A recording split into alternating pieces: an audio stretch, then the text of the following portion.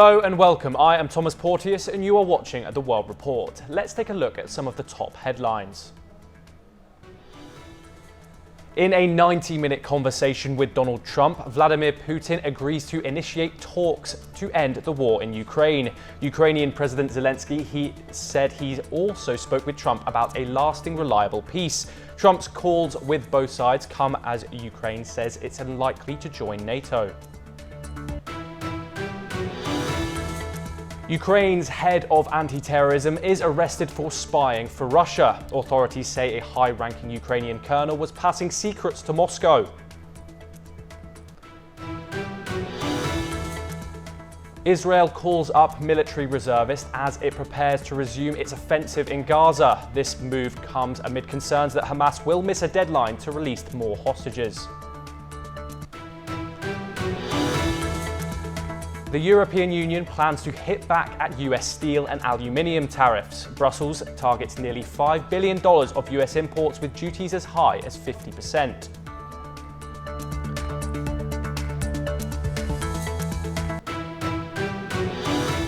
Ukraine's security service has arrested a senior official for spying for Russia. The suspect allegedly passed intelligence to Moscow and was under surveillance for months.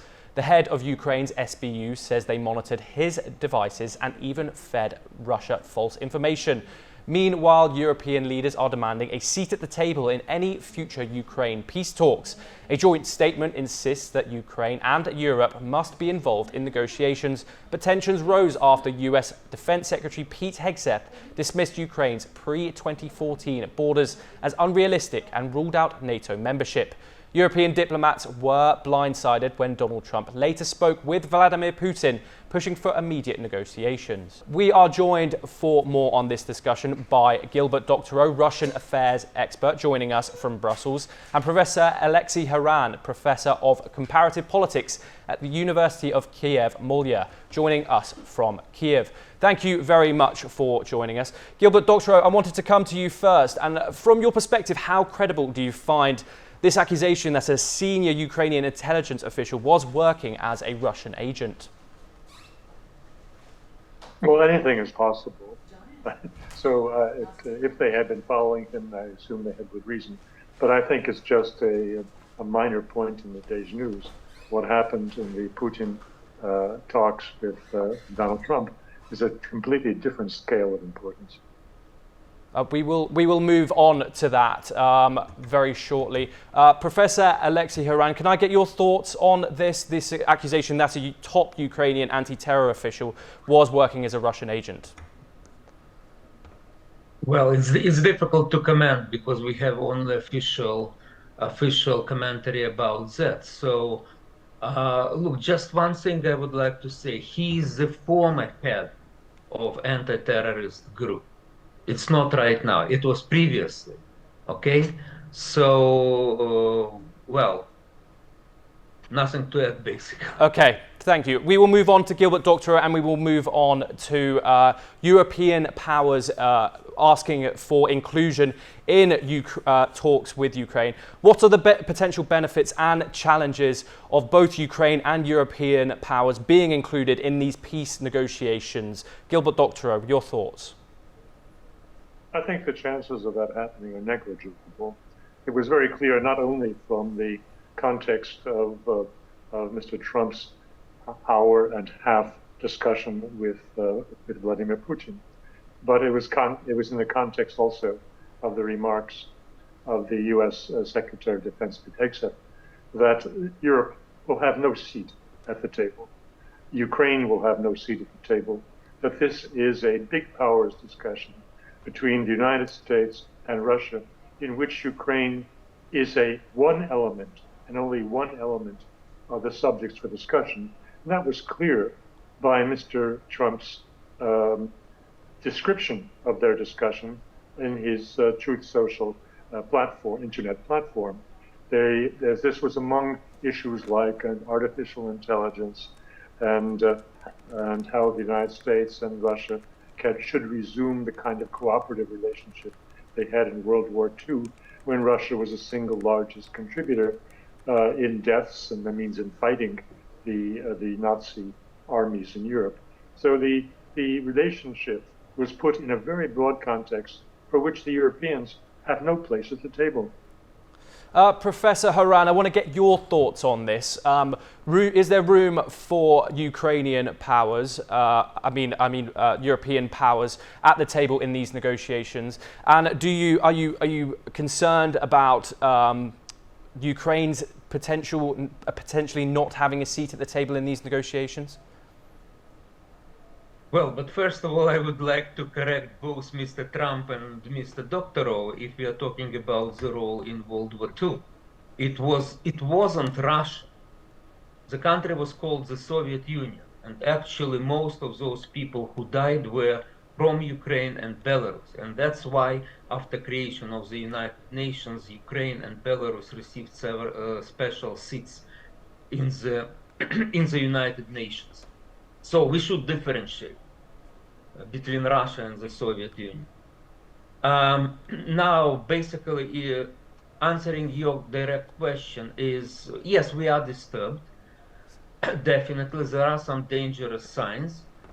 But I need to say that from our point of view, the policy of Trump is still in the process of formation. So we'll see how it will evolve. And if we are talking, about direct negotiations between United States and Russia, yes, there are dangers here, because we do not want to come to the world when the future of the world is decided by two countries. And I think for Indian audience, it's very clear and important. So we participate in this discussion by having our calls with Mr. Trump, his administration, and also there is a plan for President Zelensky to meet a lot of members of Trump team at the Munich Security Conference, and there is a plan also for a meeting between Zelensky and Trump. So if we are not directly involved, at least we have the room to discuss it with our allies. My sincerest apologies, gentlemen. We have run out of time for that segment. Thank you very much, Gilbert Doctorow, and thank you very much, Professor Haran, for joining us. We will continue to move to more news updates. Donald Trump is pushing ahead with new reciprocal tariffs, targeting countries that impose duties on US imports. The move, which could be signed as soon as tonight, has sparked fears of a global trade war.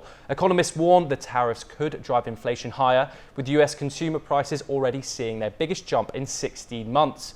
Meanwhile, the European Union is bracing for impact as Trump's steel and aluminium tariffs take effect on March the 12th. EU leaders say they prefer negotiations over retaliation, but are prepared to reinstate past tariffs on US goods if needed. Talks between US and EU officials are now underway as both sides try to avoid another trade standoff.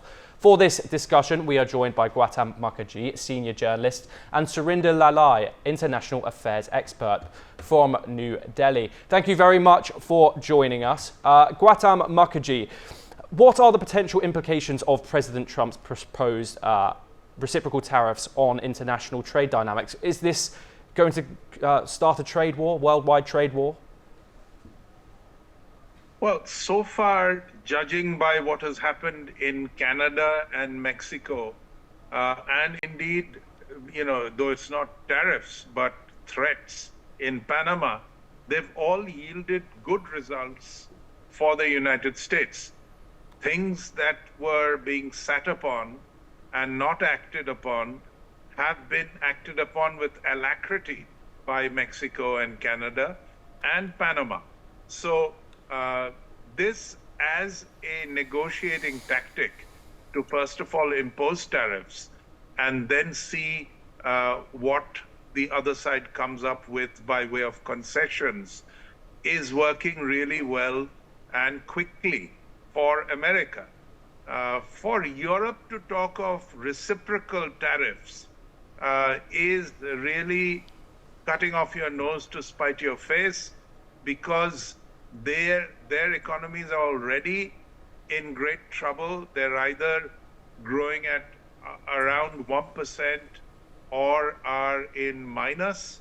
And can they really afford a trade war with the United States?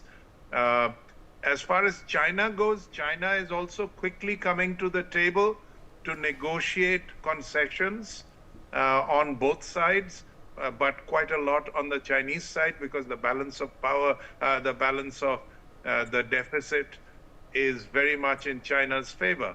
As far as India is concerned, we have only a 40 billion gap in the trade deficit in favor of India. And there are multiple ways we can take care of it. One is to buy more defense equipment. We already want some Globemasters, 5 numbers more, because the 3 that we do have proved most useful.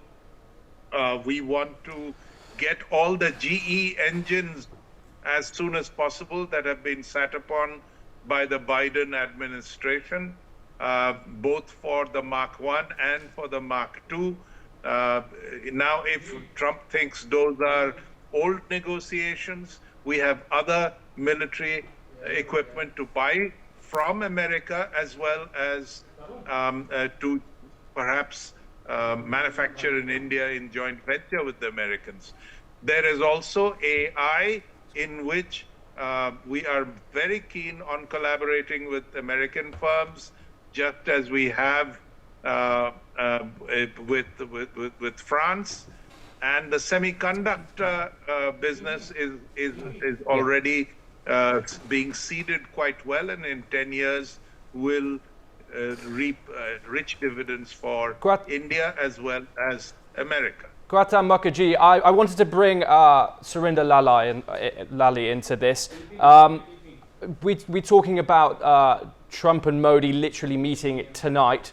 In what ways could the imposition of these reciprocal tariffs affect the global supply chain, especially for developing countries like India and Thailand? Thank you, Thomas. Thomas, sometimes I feel that the entire world should be allowed to vote for the American elections, and what better case study and case in point than what's going on. I mean, talk about, disturbing the status quo. I think Donald Trump has been stirring up the hornet's nest. And now to your question, I think the basis for the meeting tonight was being already made because fortunately, our Prime Minister is a career politician who rose up from the grassroots, and our Foreign Minister is a career diplomat. So they have already made the right noises before meeting him. We're cutting down our taxes, we're cutting down on the duties and stuff, anything which affects America. So the right noises have been made. We were quiet enough even to, not by choice have those 200 people being flown back to India, chained and shackled. So India's been making the right noise, and India understands that Donald Trump is still pretty much in election mode. He's a pretty mercurial individual. And as if now he still is in the pre-election agenda, because if you hear any of his press conferences until the one this morning, he's still blaming, the Biden administration and how this would not have happened and that would not have happened. But fortunately, the bases have been made, and the Indian politicians are smart enough to first let him play out and then keep their point. Because end of the day, please understand, America needs India to, especially in this part of the world, and to counter China. And as Gautam rightly said, that there could be a trade war. So America needs India in this part, in the Indo-Pacific. So we're going to let Donald Trump play out. And then, in a true politically correct, astute manner, Mr. Modi and our foreign minister are going to play their card. Maybe all of it might not be in public glare or media, but trust me, there will be positive dividends for Indians. Gautam Mukherjee, what strategies should these countries mitigate to prevent these economic disruptions, and also while maintaining good trade relations with the United States? Well, I think as far as the Europeans go, and much of South America, in fact, most of the world, they have taken American benevolence for granted and have not reciprocated. This is the major plank of Trump's annoyance, and he is now determined to extract his pound of flesh. For example, he said to Ukraine that you have to hand over $500 billion worth of minerals, which are in your country, in your soil, as reparations for all the money that we have given you. Now, this is the tone, and they better get used to it. As far as India is concerned, just as Lali said, we are on board. We know this person. We've worked with him before, and we have already reduced some taxes, tariffs, and we are quite willing, I'm sure, to reduce more. There are really a handful of items on which there is some contention. We, for example, import huge amounts of almonds and pistachios from the United States. We could reduce, tariffs on them further. The Harley Davidson, the famous Harley Davidson, we could reduce a lot of taxes, but Harley Davidson will have to come in here and compete with the Kawasaki's of the world. It had better do so because Harley Davidson is very iconic, but not really the most up-to-date motorbike that you can think of nowadays. So India doesn't have much of a problem, and it is flexible in terms of its policy and is determined to keep Trump on its good side. Thank you very much, gentlemen. Unfortunately, we have run out of time. Thank you, Gautam Mukherjee and Surinder Lali, for joining us. Tensions are soaring as Israel readies its forces, Hamas halts hostage releases, and Trump issues a dire ultimatum. Is the fragile Gaza ceasefire about to unravel? Let's dive in to the latest developments. The fragile ceasefire in Gaza as tensions mount over Hamas' delayed hostage release. Israel has begun mobilizing reservists, warning of a renewed offensive if Hamas fails to free hostages by the looming deadline. Efforts to salvage the truce intensify, with Hamas officials engaging in urgent mediation talks in Cairo. הדאגה שאם המלחמה תתחדש, קודם כל זה יעכב את שחרור החטופים. הם יחזרו במצב הרבה יותר גרוע ממה שהם נמצאים היום, שכבר עכשיו הם במצב די שפל וגרוע. ממש התוודענו לזה בשבת האחרונה, וזה החשש העיקרי. On the ground, Gazans brace for the worst, with the battered enclave teetering on the brink of another humanitarian catastrophe. Meanwhile, outrage spreads over President Trump's proposal to displace Palestinians and rebuild Gaza as an international resort. لا نسمع ايش بقول. احنا اللي بنسمعه واللي بنعرفه هذه ارض فلسطينيه عربيه بنقاتل علشانها مدى الحياه حتى قيام الساعه. In a glimmer of hope, reports suggest a potential breakthrough in talks, with Israel allowing crucial aid to enter Gaza ahead of the Saturday deadline. As the clock ticks down, all eyes remain on the delicate negotiations. Will the truce hold, or is Gaza on the brink of a new war? Bureau Report, NewsX. We will now take a look at some news updates from the world of business. Japanese auto giants Honda and Nissan have scrapped their multi-billion-dollar merger talks. The deal, which was announced in December, would have led to the formation of the world's third largest automaker. It is not clear why the merger talks have collapsed, though the two companies will continue working together on electrical vehicles. US inflation unexpectedly accelerated last month to 3%. The cost of groceries, gas and cars were among those to rise. This has added pressure on the Federal Reserve to delay any further interest cuts. Directly following the CPI report, the Dow dropped by more than 150 points. Germany's Commerzbank is planning to cut around 3,900 jobs, around 10% of its workforce. Germany's second biggest bank is looking to make efficiency gains amid advances from Italian bank UniCredit. In December 2024, UniCredit increased their stake in Commerzbank, with the move being called an unfriendly approach. The job cuts are expected to take place by 2028. Several Chinese businesses are running to integrate the DeepSeek AI model into their operations. Among the companies are car makers, financial security companies, and telecom operators. The move has been unprecedented by AI analysts, with DeepSeek's open source availability in China a big factor. South Korea's market watchdog has imposed fines on 4 banks over short-selling breaches. JP Morgan, Morgan Stanley, Nomura, and UBS have been accused of breaking rules in the domestic Korean stock market. An official at the country's Financial Supervisory Service said the fines would be imposed.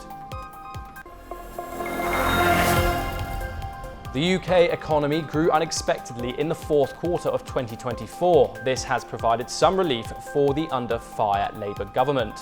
Led by Sir Keir Starmer, GDP in the European country expanded by 0.1% between October and December, up from zero growth in the third quarter of last year.